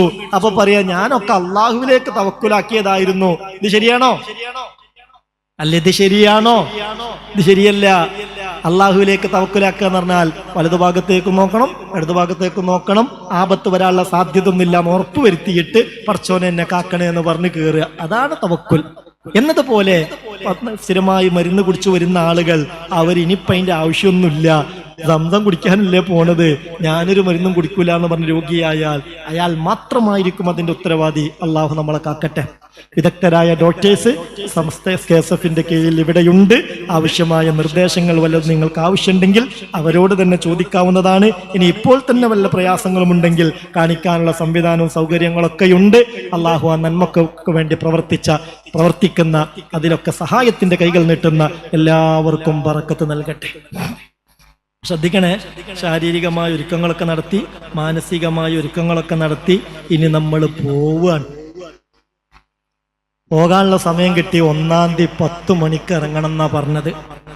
1-ാം തീയതി ഉച്ചയുടെ മുമ്പ് 10 മണിക്ക് ഇറങ്ങണമെന്നാണ് നിർദ്ദേശം ലഭിച്ചിട്ടുള്ളത്. അപ്പോൾ നമ്മൾ പെട്ടിയും കാര്യങ്ങളൊക്കെ ഒരുക്കി വെച്ച് അങ്ങനെ യാത്ര പോവാണല്ലോ. സ്വാഭാവികമായും കുടുംബത്തിൽപ്പെട്ടവർ വേണ്ടപ്പെട്ടവരൊക്കെ വീട്ടിൽ വന്നിട്ടുണ്ട്. അവരോടൊക്കെ ഇൻഷാ അള്ളാഹ് നമ്മൾ യാത്രയൊക്കെ പറഞ്ഞിറങ്ങാനുള്ള ഒരുക്കം നടത്താനായി. അപ്പൊ എന്ത് ചെയ്യാന്നറിയോ, ഒരു 2 റക്അത്ത് സുന്നത്ത് നിസ്കാരം അല്ലാഹു തആലാക്ക് വേണ്ടി നമ്മൾ നിസ്കരിക്കണം. ശ്രദ്ധിക്കണേ. പക്ഷെ അതിൻ്റെയൊക്കെ മുമ്പ് ചെയ്യേണ്ട ഒരു സംഗതിയും കൂടി ഞാൻ പറയാൻ. ഈ നിസ്കാരത്തിന് നമ്മൾ ഒരുങ്ങുന്നതിന് മുമ്പ് എന്ത് വേണമെന്നറിയോ? നമ്മളിനിപ്പോ നേരെ പോയിട്ട് ഹജ്ജ് ചെയ്യാണോ? ഹലോ, കേൾക്കുന്നുണ്ടോ? നേരെ പോയിട്ട് ഹജ്ജ് ചെയ്യാണോ? അല്ല, ഉംറയാണ് ചെയ്യണത്. ഉംറക്ക് നമ്മൾ ഇഹ്റാം ചെയ്യുന്നത് മക്കയിൽ ചെന്നിട്ടാ ആണോ? അല്ല. എവിടുന്ന് ചെയ്യണം? എയർപോർട്ടിൽ നിന്ന് വിചാരിക്കുക, അല്ലെ ഹജ്ജ് ഹൗസിൽ നിന്ന് ഇഹ്റാം ചെയ്യണം. അപ്പോൾ ഇഹ്റാമിന് മുമ്പ് നമ്മൾ ചെയ്യേണ്ട ചില കാര്യങ്ങളുണ്ട്. അതിൽ ചിലത് അവിടെ ചെന്ന് ചെയ്യാൻ കഴിയൂല. അങ്ങനത്തെ കാര്യങ്ങളൊക്കെ നമുക്ക് എന്ത് ചെയ്യാം? നിങ്ങൾ കൂടല്ലേ? എന്ത് ചെയ്യാ? നമ്മളെ വീട്ടിൽ നിന്ന് തന്നെ ചെയ്യാ. ഏതൊക്കെയാണത്? അതിലൊന്ന്, ഇഹ്റാം ചെയ്യുന്നതിന് മുമ്പ് അള്ളാന്റെ അതിഥിയല്ലേ, ശരീരത്തിനൊക്കെ ഒരു വെടിപ്പ് വേണ്ടേ? അതുകൊണ്ട് ശരീരത്തിൽ നിന്ന് നീക്കൽ സുന്നത്തുള്ള രോമങ്ങളൊക്കെയും നീക്കണം. കക്ഷരോമം, ഗുഹ്യരോമം പോലെ നീക്കൽ സുന്നത്തുള്ള രോമങ്ങളൊക്കെ ആ ഇഹ്റാമിന് മുമ്പ് നീക്കേണ്ടതുണ്ട്. അത് വീട്ടിൽ നിന്ന് പോകുന്നതിന് മുമ്പ് ചെയ്യാം. പിന്നെ നഖം വെട്ടി വൃത്തിയാക്കുക. ഇഹ്റാം ചെയ്ത് കഴിഞ്ഞിട്ട് നഖാണ്ട് പോയിട്ടുണ്ടെങ്കിൽ പടച്ചോനെ ഫിദിയ കൊടുക്കേണ്ടി വരും. അപ്പൊ ആദ്യം തന്നെ നഖം ഒന്ന് ശരിക്ക് വെട്ടി വൃത്തിയാക്കുക. അതിൽ ശ്രദ്ധിക്കേണ്ട ഒരു കാര്യം, നമ്മൾ പൂർണ്ണമായും ഒരു ആത്മീയ യാത്രയാണ്. ഇതിനേക്കാൾ അല്ലാഹുവിലേക്ക് നമ്മളെ അടുപ്പിക്കുന്ന ഒരു യാത്രയുമില്ല. അതുകൊണ്ട് അതിന്റെ എല്ലാ സുന്നത്തുകളും പരിഗണിച്ചു തന്നെ നമുക്ക് ചെയ്യാം. അങ്ങനെ ചെയ്യല്ലേ? അപ്പോ ആദ്യം വലത് കൈയിന്റെ നഖാണ് മുറിക്കേണ്ടത്. ആ വലത് കൈയിൽ നിന്ന് തന്നെ ഏത് വിരൽ കൊണ്ടാ തുടങ്ങേണ്ടത്? എല്ലാരും ഒന്ന് കാണിച്ചാണി. എല്ലാരും കാണിച്ചോ? വലത് കൈയിന്റെ ചൂണ്ടുവിരൽ കൊണ്ട് തുടങ്ങി ചെറുവിരലിൽ അവസാനിപ്പിച്ചു. പിന്നെന്ത് ചെയ്യാ? നഖം വെട്ടാൻ ബുദ്ധിമുട്ടുണ്ടോ? പിന്നെ തള്ളവിരൽ. അത് കഴിഞ്ഞ് ഇടത് കൈയിന്റെ ഏത് വിരൽ കൊണ്ട് തുടങ്ങണം? ഇടത് കൈയിന്റെ ചൂണ്ടുവിരൽ മുതൽ തള്ളവിരൽ വരെ ക്രമമായി ചെയ്യുക. കാലിന്റെ നഖം വെട്ടും എങ്ങനെയാ വെട്ടേണ്ടത്? തള്ളവിരലുകൊണ്ടാണ് തുടങ്ങേണ്ടത്? അല്ല, കാലിന്റെ വലത് കാലിന്റെ ചെറുവിരൽ മുതൽ തുടങ്ങി അങ്ങനെ വന്ന് പിന്നെ ഇടത് കാലിന്റെ തള്ളവിരൽ വെട്ടി അങ്ങനെ അവസാനിക്കുന്നത് ഇടത് കാലിന്റെ ചെറുവിരൽ. ഇതെപ്പോഴും സുന്നത്താണ്. പക്ഷെ ഇത് ഇഹ്റാമിന് വേണ്ടിയുള്ളൊരു സുന്നത്തായതുകൊണ്ട് അതെനിക്ക് കിട്ടണമെന്ന ഒരു നിർബന്ധം. മനസ്സിലായില്ലേ? ഹജ്ജ് മബ്റൂറാവുക എന്നാൽ ഹബീബായ നബി തങ്ങൾ പറഞ്ഞ ഒരു വ്യാഖ്യാനം ഇങ്ങനെയാണ്: അതിന്റെ എല്ലാ അദബുകളും പരമാവധി പരിഗണിക്കലാണ്. അപ്പൊ ആ നിലക്കാവണോ? ആവണം. അള്ളാഹു തൗഫീഖ് തരട്ടെ. അപ്പൊ നഖമൊക്കെ വെട്ടി, മുടി മുറിക്കേണ്ടതൊക്കെ മുറിച്ചു, മീശയൊക്കെ വെട്ടി ഒപ്പിച്ചു, എല്ലാം വൃത്തിയാക്കി. പെണ്ണുങ്ങൾക്കൊരു സുന്നത്തും കൂടി ഉണ്ട്. അവർക്ക് ഇഹ്റാമിന് മുമ്പ് മുൻകൈയിൽ മൊത്തത്തിലൊന്ന് മൈലാഞ്ചി ഇടല്. പെണ്ണുങ്ങൾക്കൊരു ഉഷാറില്ലല്ലോ റബ്ബേ. ചൂട് കൂടുതലുണ്ടോ? ഒന്ന് കുടുങ്ങിയെന്നായോ? അള്ളാഹുവേ, ഹജ്ജിന് വന്നാലും ഒരു ഇബാദത്തിന് വന്നാലും അങ്ങനെ തോന്നിപ്പോകരുത് കേട്ടോ. കുടുങ്ങിപ്പോയി എന്ന് തോന്നരുത്. ഓർമ്മണ്ട്, ഒരിക്കൽ ഉംറക്ക് പോയി. അങ്ങനെ ഉംറയിൽ സഅയ് കഴിഞ്ഞ് ആ മറുവയിൽ ഇങ്ങനെ ഇരിക്കുമ്പോ കൊല്ലത്തുള്ളൊരു ചെറുപ്പക്കാരുണ്ടായിരുന്നു ഉംറക്ക്. അല്ല ഉസ്താദേ, എപ്പോഴാപ്പ ഈ കെട്ടും മാറാപ്പൊക്കെ ഒന്ന് ഒഴിവാക്കാനാവുക? ഇവൻ ചോദിക്കാൻ, ഈ കെട്ടും മാറാപ്പൊക്കെ ഇനി ഒഴിവാക്കിക്കൂടെ? സമയായില്ലേ? എന്ത് വർത്താനാണ് റബ്ബെ. അല്ലാഹു തആല കാത്തുരക്ഷിക്കട്ടെ. പലർക്കും തോന്നും കുടുങ്ങിപ്പോയല്ലോ റബ്ബെ, പ്രത്യേകിച്ച് ആ ദുൽഹിജ്ജ 9, 10 ആ ഒരു 24 മണിക്കൂറുണ്ടല്ലോ. പടച്ചോനെ, അന്ന് മനസ്സിലാക്കാ ഇത് സ്വീകരിക്കോ ഇല്ലെന്ന്. അള്ളാഹു നല്ല ക്ഷമയും റാഹത്തും തരട്ടെ. വേണ്ടില്ലായിരുന്നു എന്ന് തോന്നിയാൽ കഴിഞ്ഞു. ചിലപ്പോൾ ഇവിടെയും ചിലപ്പോൾ ചൂടൊക്കെ ഉണ്ടാവും. ഇത്രയും ആളുകൾ തിങ്ങിക്കൂടി ഇരിക്കുമ്പോ അതിന്റെ ബുദ്ധിമുട്ടൊക്കെ ഉണ്ടാകും. അള്ളാഹു നരക ചൂടിനെ തൊട്ട് നമ്മളെ കാക്കട്ടെ. അള്ളാഹു ഖബറിന്റെ ചൂടിനെ തൊട്ട് നമ്മളെ കാക്കട്ടെ. അള്ളാഹു ശാരീരികമായും മാനസികമായും വല്ലാത്തൊരു റാഹത്ത്, ഒരു നിർവൃതി, ഒരു ഉന്മേഷം നമ്മളെ കൂട്ടത്തിൽ എല്ലാവർക്കും റബ്ബ് നൽകട്ടെ. അവന്റെ പറഞ്ഞത് നഖം മുറിക്കൽ കഴിഞ്ഞു, മുടി വെട്ടി ക്ലിയറാക്കലൊക്കെ കഴിഞ്ഞു. സ്ത്രീകൾക്ക് മുൻകൈയിൽ നല്ല മൈലാഞ്ചിടൽ സുന്നത്തുണ്ട്. അത് നമ്മളെ കല്യാണത്തിനിടുന്ന രൂപത്തിലിടലല്ല. കല്യാണത്തിനൊക്കെ മൈലാഞ്ചി കല്യാണങ്ങൾ കണ്ടിട്ടില്ലേ? കുറെ വാരിയും കുറിയും കല്ലും പുള്ളിയും. അങ്ങനെയാണോ? അല്ല, അങ്ങനെയാണോ ഇടേണ്ടത്? അല്ല. പിന്നെയോ? പൂർണ്ണമായും ഇടണം. പൂർണ്ണമായും അറിയുന്ന രൂപത്തിലാണ് മൈലാഞ്ചി ഇടേണ്ടത്. അതിന് ഭർത്താവില്ലാത്ത സ്ത്രീയാണെങ്കിലും അവൾക്ക് സുന്നത്തുണ്ട്. ചെറുപ്പക്കാരിയാണ്, ഭർത്താവില്ല, എന്നാലും സുന്നത്തുണ്ട്. എല്ലാ സ്ത്രീകൾക്കും അത് സുന്നത്തുണ്ട്. അവർ മൈലാഞ്ചി ഇടുന്നു. എന്നിട്ട് എന്ത് ചെയ്യണം എന്നറിയോ? ഇഹ്റാമിന് വേണ്ടി ഒരു സുന്നത്തായ കുളി കുളിക്കണം. അത് എയർപോർട്ടിൽ സൗകര്യം ഉണ്ടാവില്ല.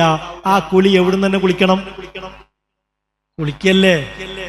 റെഡിയല്ലേ?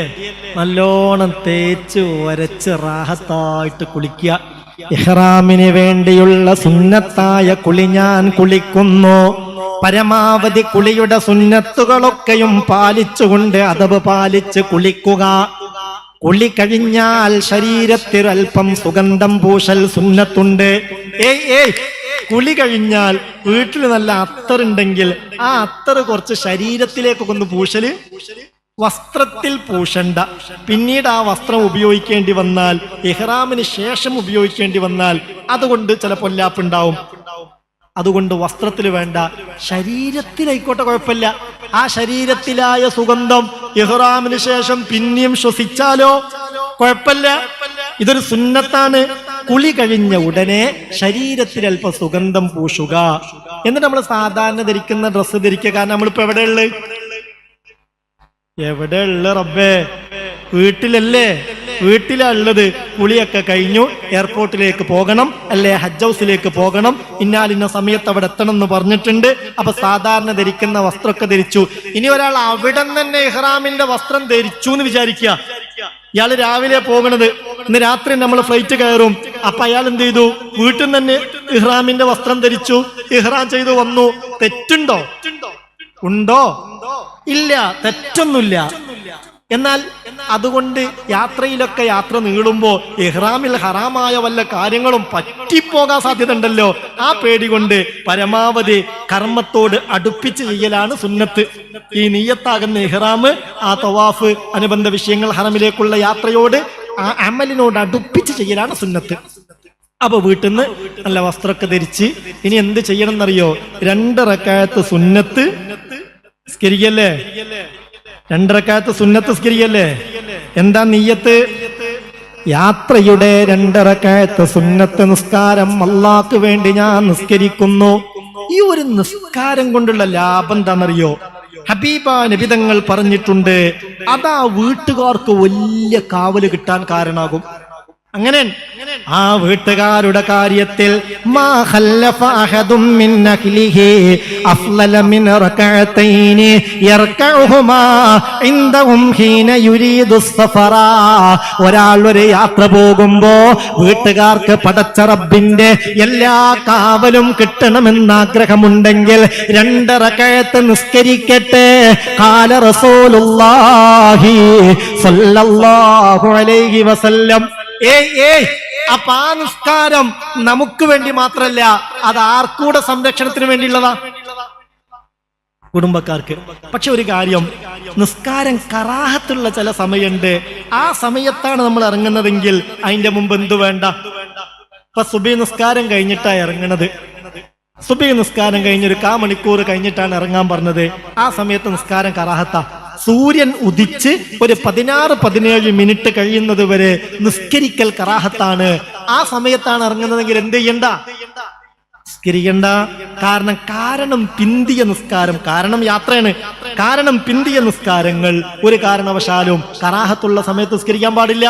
ഇനിയിപ്പോ അസ്റിന് ശേഷം ഇറങ്ങുന്നത്, അസ്ർ നിസ്കാരം കഴിഞ്ഞു ഒരു 5:30 മണിക്ക് ഇറങ്ങിക്കോളൂ എന്നാ പറഞ്ഞത്. അപ്പോഴും നിസ്കാരം കറാഹത്തുള്ള സമയ. പിന്നെ ളുഹ്റിന് മുമ്പ് നട്ടുച്ച നേരം സൂര്യൻ നേരെ മുകളിൽ നിൽക്കുന്ന സമയത്ത് നിസ്കാരം കറാഹത്താണ്. അങ്ങനെ ഒരു സമയത്താണ് ഇറങ്ങുന്നതെങ്കിൽ അപ്പോഴും വേണ്ട. അല്ല, ഒരു 10 മണിക്കാണ് ഇറങ്ങുന്നത് ഉച്ചയുടെ മുമ്പ്, അല്ലെ 8 മണിക്കാണ് ഇറങ്ങുന്നത് ഉച്ചയുടെ മുമ്പ് രാവിലെ, ആ സമയത്തൊക്കെ നിസ്കാരം സുന്നത്താണ്. അപ്പോൾ 2 റക്അത്ത് യാത്രയുടെ സുന്നത്ത് നിസ്കാരം നിസ്കരിക്കുക. ഏത് സുന്നത്ത് നിസ്കാരത്തിലും വജ്ഹത്ത് ഓതൽ സുന്നത്തുണ്ട്. പരമാവധിയൊക്കെ അദബ് പാലിക്കുക എന്നുള്ള നിലക്ക് വജ്ഹത്ത് ഓതി, ഫാത്തിഹ ഓതി, 1-ാം റക്അത്തിൽ ഖുൽ യാ അയ്യുഹൽ കാഫിറൂൻ, 2-ാം റക്അത്തിൽ ഖുൽ ഹുവല്ലാഹു അഹദ്. എല്ലാവർക്കും അറിയില്ലേ? ആ സൂറത്ത് അറിയാത്തവരുണ്ടോ? അതും ഓതി നിസ്കരിക്കുക. എൻ്റെ അടുക്ക് ഒരു കാര്യം പറയട്ടെ. ഉംറയുമായി ബന്ധപ്പെട്ട്, ഹജ്ജുമായി ബന്ധപ്പെട്ട് 4 സുന്നത്ത് നിസ്കാരമുണ്ട്. എത്ര? 4. ഈ 4 സുന്നത്ത് നിസ്കാരത്തിലും 1-ാമത്തെ റക്അത്തിൽ ഖുൽ യാ അയ്യുഹൽ കാഫിറൂനയും 2-ാമത്തെ റക്അത്തിൽ ഖുൽ ഹുവല്ലാഹു അഹദുമാണ്. ഏതാ ഈ 4 നിസ്കാരം? ഒന്ന് ഇസ്തിഖാറത്ത്, ഖൈറ് തേടിയുള്ള നിസ്കാരം. ഒരാൾ ഹജ്ജ് ഉംറക്കൊക്കെ അങ്ങനെ ഉദ്ദേശിക്കുമ്പോ എന്താണ് റബ്ബേ ഇതിന്റെ ഖൈറ്, ആ ഖൈറുകളൊക്കെ എനിക്ക് തോന്നിപ്പിച്ചു തരണം, ആ ഒരു നിയ്യത്തോടു കൂടെ 2 റക്അത്ത് നിസ്കരിക്കുക. പിന്നെ യാത്രയുടെ മുമ്പുള്ള 2 റക്അത്ത് സുന്നത്ത് നിസ്കാരം, പിന്നെ ഇഹ്റാമിന്റെ മുമ്പുള്ള 2 റക്അത്ത് നിസ്കാരം, പിന്നെ തവാഫ് കഴിഞ്ഞിട്ടുള്ള ഒരു 2 റക്അത്ത് സുന്നത്ത് നിസ്കാരമുണ്ട്. ഇങ്ങനെ 4 സുന്നത്ത് നിസ്കാരങ്ങൾ ഹജ്ജിലും ഉംറയിലും ഉണ്ട്. അതിലൊക്കെയും ഫാത്തിഹയ്ക്ക് ശേഷം 1-ാമത്തെ റക്അത്തിൽ ഓതേണ്ട സൂറത്ത് പറഞ്ഞില്ലേ, 2-ാമത്തെ റക്അത്തിൽ ഖുൽ ഹുവല്ലാഹു അഹദ്, അതൊക്കെ ഓതി നിസ്കരിച്ചു. നിസ്കാരം കഴിഞ്ഞ് അങ്ങനെ എന്ത് ചെയ്യാന്നറിയോ, നന്നായി ഒരു 3 തവണ ലീലാഫി ഖുറൈശി സൂറത്ത് ഓതുക. റബ്ബഹാദൽ ബൈത്ത്, ഈ കഅബാലയത്തിന്റെ റബ്ബിനാണ് എന്റെ ആരാധന എന്ന് പറയുന്ന ലീലാഫി ഖുറൈശിൻ ഇലാഫിഹിം റിഹ്ലത്തശ്ശിതാഇ വസ്സൈഫ് ഫൽയഅ്ബുദൂ റബ്ബഹാദൽ ബൈത്ത്, ആ പരിശുദ്ധമായ സൂറത്ത് അല്ലദീ അത്അമഹും മിൻ ജൂഅ്, ആ സൂറത്ത് ഒരു 3 തവണ ഓതുക. പിന്നെ അവിടെ തന്നെ ഇരുന്നിട്ട് നന്നായി ഒരു ആയത്തുൽ കുർസി ഓതുക. അല്ലാഹു തൗഫീഖ് തരട്ടെ. കഴിഞ്ഞപ്പെടുത്ത ബുധനാഴ്ചത്തെ ക്ലാസ്സിൽ ഞാൻ പറഞ്ഞു, ഇന്നലെ കൊണ്ടോട്ടിയിലെ ക്ലാസ്സിൽ പറഞ്ഞു, മിനിഞ്ഞാന്ന് വേങ്ങരയിലെ ക്ലാസ്സിൽ പറഞ്ഞു, അതിനു മുമ്പ് മഞ്ചേരിയിലെ ക്ലാസ്സിൽ ഞാൻ റമളാന്റെ അവസാനത്തെ ക്ലാസ്സിൽ പറഞ്ഞു, 29-ന്റെ അന്ന് ഒരു 144 ഖുൽ ഹുവല്ലാഹു അഹദെങ്കിലും അല്ല ആയത്തുൽ കുർസിയെങ്കിലും ഈ ഹജ്ജ് ക്യാമ്പ് ആകുമ്പോഴത്തേക്ക് പറ്റുന്നവരെ ഓതി തീർക്കണം. 10,000-കണക്കിന് മുഅ്മിനീങ്ങൾ അത് ഏറ്റെടുത്ത് ഓതിയിട്ടുണ്ട്. അതിൽ 300ഉം 500ഉം 1000ഉം ഓതി തീർത്തവർ ഈ കൂട്ടത്തിലുണ്ട്. ഇന്ന് രാവിലെയും ഇവിടെ എന്നോട് വന്ന് പറഞ്ഞിട്ടുണ്ട്, അല്ലാഹുവേ ലക്ഷക്കണക്കിന് ആയത്തുൽ കുർസിയാണ്, സ്വീകരിക്കണേ റബ്ബേ. അതൊക്കെ ഹാജിമാരുടെ ഹജ്ജ് എളുപ്പമാവാൻ കാരണമാക്കണേ റബ്ബേ. ഭാവിയിൽ ഞങ്ങൾക്കും ഹജ്ജ് ചെയ്യാനുള്ള തൗഫീക്ക് കിട്ടാൻ കാരണമാക്കണമേ റബ്ബേ. അത് ഞങ്ങൾ മജ്ലിസിന് ഖബൂലിയത്ത് കിട്ടാൻ കാരണമാക്കണമേ റബ്ബേ. ഞങ്ങളെ യാത്രകളൊക്കെ സമ്പൂർണ്ണ റാഹത്തിലാക്കണമേ റബ്ബേ. എന്താ ആയത്തുൽ കുർസി ഓതിയുള്ള നേട്ടം? എന്തിനാണത്? മങ്കറായത്തുൽ കുർസി ഇന്ദ ഹബീബായ നബി തങ്ങൾ പറയുന്നുണ്ട്, ഒരാളായത്തുൽ കുർസി ഓതി ഇന്ദ ഖുറൂജിഹി മിൻ മൻസിലിഹി, അയാളുടെ വീട്ടിൽ നിന്ന് പുറപ്പെടുന്നതിന്റെ തൊട്ട് മുമ്പ് ആയത്തുൽ കുർസി ഓതി കഴിഞ്ഞാൽ ലം യുസിബഹു ശൈഉൻ യക്റഹുഹു ഹത്താ യർജിഅ, അവൻ തിരിച്ചു വരുന്നത് വരെ അവന് വെറുപ്പുള്ള എല്ലാ കാര്യത്തിൽ നിന്നും ഇലാഹായ റബ്ബ് സംരക്ഷണം നൽകുന്നതാണ്. ഖാല റസൂലുള്ളാഹി സ്വല്ലല്ലാഹു അലൈഹി വസല്ലം. ഇതൊക്കെ ഒന്ന് ശരിക്കും മനസ്സിൽ നോട്ട് ചെയ്ത് വെക്കണം. എന്തിനെന്നറിയോ? ഈ നീയത്തോടത് ചെയ്യണം. അല്ലാഹുവേ, എന്റെ യാത്രയിൽ ഞാൻ ഇഷ്ടപ്പെടാത്ത, ഞാൻ വെറുക്കുന്ന, പ്രയാസപ്പെടുത്തുന്ന ഒരു സംഗതിയും എനിക്ക് വരുത്തരുതേ. ആ നീയത്തോടുകൂടെ മനസ്സറിഞ്ഞ ആയത്തുൽ കുർസി ഓതിയിട്ട് നല്ലോണം ഒന്ന് ദുആ ചെയ്യാം. നിങ്ങൾക്കൊരു പുസ്തകം കിട്ടിയില്ലേ? ഇല്ലേ? കിട്ടിയാലൊക്കെ ഒന്ന് കാണിക്കും, ഒന്ന് കാണട്ടെ. ഹജ്ജ് പഠന സഹായം എന്ന പുസ്തകം കിട്ടിയില്ലേ? അതിൽ പ്രധാനപ്പെട്ട ചില ദുആകളൊക്കെ എല്ലാം ഒന്നുമില്ല. പ്രധാനപ്പെട്ട ചില ദുആ കുറച്ച് വലിയ അക്ഷരത്തിൽ തന്നെ നമ്മൾ പ്രിന്റ് ചെയ്തതാണ് ഈ സ്ഥാപനവുമായി ബന്ധപ്പെട്ട്. അത് ഒരു സഹോദരി കഴിഞ്ഞ വർഷവും ഈ വർഷവും ഒക്കെ അവരുടെ വകയായി അവര് പിന്നെ അതിന്റെ ക്യാഷ് തരുന്നുണ്ട്. അള്ളാഹു വലിയ ബറക്കത്ത് നൽകട്ടെ, അള്ളാഹു വലിയ ബറക്കത്ത് നൽകട്ടെ. അള്ളാഹു എല്ലാ കാര്യങ്ങളും സന്തോഷത്തിലാക്കി കൊടുക്കട്ടെ. അവർ പറയുന്നൊരു കണ്ടീഷൻ എന്താന്ന് വെച്ചാൽ, ഇതാരും അറിയുന്നത് എനിക്കിഷ്ടല്ല എന്നാണ്. അതായത് അങ്ങനെയാണല്ലോ ജാരിയ, അതായത് സിറായ സദഖ. അള്ളാഹു കബൂലാക്കട്ടെ. അപ്പൊ ചുരുക്കത്തിൽ പ്രിയപ്പെട്ടവരെ, അതിൽ പ്രധാനപ്പെട്ട ചില ദിക്റുകൾ, പ്രധാനപ്പെട്ട ചില ചൊല്ലേണ്ട ദുആകളൊക്കെ നടത്തിയിട്ടുണ്ട്. നിങ്ങൾ എന്ത് ചെയ്യണം എന്നറിയോ? അതൊക്കെ ഒന്ന് വീട്ടിൽ പോയിട്ട് ശരിക്കൊന്ന് വായിച്ചു നോക്കുക. ഇന്നെന്താ ഒന്നുകൂടി ഒരു സൗകര്യം കിട്ടും ഇൻഷാ അല്ലാഹ്. അപ്പൊ അതിൽ യാത്രയുടെ തൊട്ട് മുമ്പ് ആ നിസ്കാരത്തിന് ശേഷം നടത്തേണ്ട ദുആ കയ്യിൽ കൊടുത്തിട്ടുണ്ട്.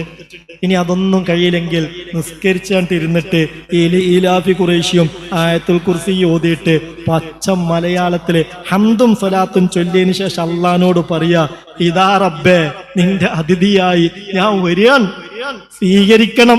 നിനക്ക് പൊരുത്തല്ലാത്ത വാക്കോ പ്രവൃത്തിയോ എന്നിൽ നിന്നുണ്ടാക്കരുത്. ഒപ്പം ഇത് മബ്റൂറാവാൻ എന്തെല്ലാം കാര്യങ്ങൾ ഞാൻ ശ്രദ്ധിക്കണോ അതൊക്കെ ശ്രദ്ധിച്ചുകൊണ്ട് നിർവഹിക്കാനുള്ള ഒരു തൗഫീക്ക് നീ എനിക്ക് തരണം പടച്ചോനെ. ഒരാപത്ത് വരുത്തരുത്, ഒരപകടത്തിൽ പെടുത്തരുത്, ദുരന്തങ്ങൾ ഉണ്ടാകരുത്, വഴിതെറ്റിപ്പോ പോയുള്ള പ്രയാസം വരുത്തരുത്. ഇതൊക്കെ പടച്ചവനോടാണ്ട് ശരിക്കും ദുആ ചെയ്യുക. എന്നിട്ട് അവിടുന്ന് എഴുന്നേൽക്കുക.